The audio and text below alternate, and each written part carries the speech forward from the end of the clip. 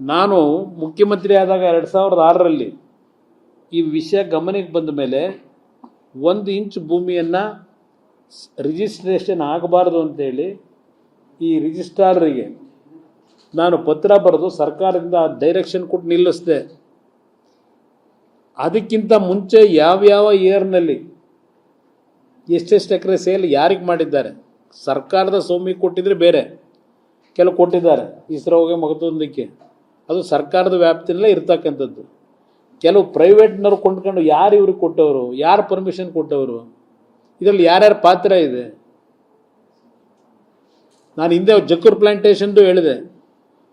ಜಕ್ಕೂರ್ ಪ್ಲಾಂಟೇಶನ್ನು 170 ಎಕರೆ ನಿಮ್ಮ ವೈಮಾನಿಕ ತರಬೇತಿ ಕೊಟ್ಟಿದ್ದು ಬೇರೆ ಆ ಜಕ್ಕೂರ್ ಪ್ಲಾಂಟೇಶನ್ನಲ್ಲಿ. ಇನ್ನು ಈ ಕಡೆ 170 ಎಕರೆ ಇದೆಯಲ್ಲ, ಇನ್ನೊಂದು ಭಾಗ 300 ಚಿಲ್ಲರೆ ಎಕರೆನಲ್ಲಿ, ಅಲ್ಲಿ ಯಾರ್ಯಾರು ಎಷ್ಟೆಷ್ಟು ಎಕರೆ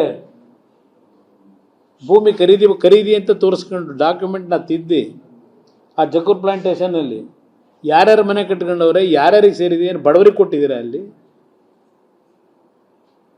ಇದೆಲ್ಲ ತೆಗಿತೀರಾ ಸತ್ಯನ?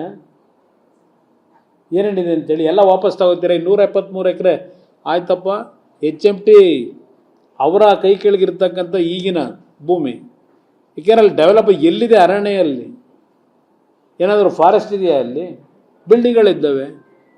ಅಲ್ಲಿಗೆ ಹೋಗ್ಬಿಟ್ಟು ಏನು ಫಾರೆಸ್ಟ್ ಮಾಡೋದಕ್ಕೆ ಕೊಟ್ಟಿದ್ದೀರಪ್ಪ? ಫಾರೆಸ್ಟ್ ಲ್ಯಾಂಡ್ ಅಂತ ತಗೋತೀರಿ. ಕೆಲವು ದೊಡ್ಡ ದೊಡ್ಡ ಮಲ್ಟಿ ಸ್ಟೋರ್ ಬಿಲ್ಡಿಂಗ್ ಕಟ್ಕೊಂಡವ್ರಲ್ಲ, 20-30 ಫ್ಲ್ಯಾಟ್ನ ಅಡಿ ಇದನ್ನು ಒಂದೊಂದು ಫ್ಲೋರ್ನ ತೆಗಿತೀರ. ಅವ್ರನ್ನೆಲ್ಲ ಏನು ಆ್ಯಕ್ಷನ್ ತಗೋತೀರಿ? ಇಲ್ಲಿ ಯಾವ್ಯಾವ ಡೇಟಲ್ಲಿ ಸೇಲ್ ಆಗಿದೆ ರಿಜಿಸ್ಟ್ರ್ ಮಾಡಿಕೊಟ್ಟವ್ರೆ, ಇಲ್ಲಿದೆ ಇಟ್ಕೊಂಡಿದ್ದೀನಿ, ಯಾವ್ಯಾವ ಡೇಟಲ್ಲಿ ಮಾಡಿದ್ದಾರೆ ಅಂತಕ್ಕಂಥದ್ದಕ್ಕೆ. ಒಂದು ಕೋರ್ಟ್ನಲ್ಲಿ ಇನ್ನೂ ವ್ಯಾಜ್ಯ ನಡೀತಿದ್ದಾಗ ಇದ್ರ ಬಗ್ಗೆ ಏಕಾಏಕಿ ಈ ಅಧಿಕಾರಿಗೆ ಪ್ರೇರೇಪಣೆ ಕೊಟ್ಟರು ಯಾರು? ಯಾವ ಕಾರಣಕ್ಕೆ ಕೊಟ್ಕೊಂಡಿದ್ದೀರಿ ಸರ್ಕಾರದಲ್ಲಿ? ಇಂಥ ಅಧಿಕಾರಿಗೆ ಅಧಿಕಾರ ಎಲ್ಲಿದೆ ಕೊಡ್ಲಿಕ್ಕೀಗ? ಕೊಟ್ಕೊಂಡವ್ರು 15/6/2026 ಮೊನ್ನೆ ರಿಟೈರ್ ಆಗವ್ರೆ 30ನೇ ತಾರೀಕು. ಇದು ಪರಿಸ್ಥಿತಿ ಇರತಕ್ಕಂಥದ್ದು. ನಾನು HMTಲಿ ಕೆಲಸ ಮಾಡ್ತಕ್ಕಂಥ ನೌಕರರಿಗೂ ಗಾಬರಿ ಆಗಬೇಕಾಗಿಲ್ಲ ಅಂತ ಹೇಳ್ತೀನಿ. ಇವತ್ತು HMTಯ ವಾಚ್ಗಳು ಸಂಪೂರ್ಣವಾಗಿ ಮುಚ್ಚೋಗಿತ್ತು ತಯಾರು ಮಾಡ್ತಕ್ಕಂಥದ್ದು. ಇವತ್ತು ಡಿಮ್ಯಾಂಡ್ ಮಾರ್ಕೆಟಲ್ಲಿ 1,000 ಮಾಡ್ತಾ ಇದ್ದಿದ್ದು ಈಗಾಗಲೇ ಮುಗಿದೋಗಿತ್ತಲ್ಲ, ಶುರು ಮಾಡಿ ಈಗ 9,000 10,000 ಪ್ರತಿದಿನ ಮಾಡ್ತಕ್ಕಂಥದ್ದಕ್ಕೆ ಈಗಾಗಲೇ ಒಂದು ಚಾಲನೆ ಕೊಟ್ಟಿದ್ದೇವೆ. ಇದು ಹಾಕಿರೋದು ಅಂಬೇಡ್ಕರ್ ಚಿತ್ರ ಇರತಕ್ಕಂಥ ವಾಚ್, ಇದು HMT ವಾಚ್.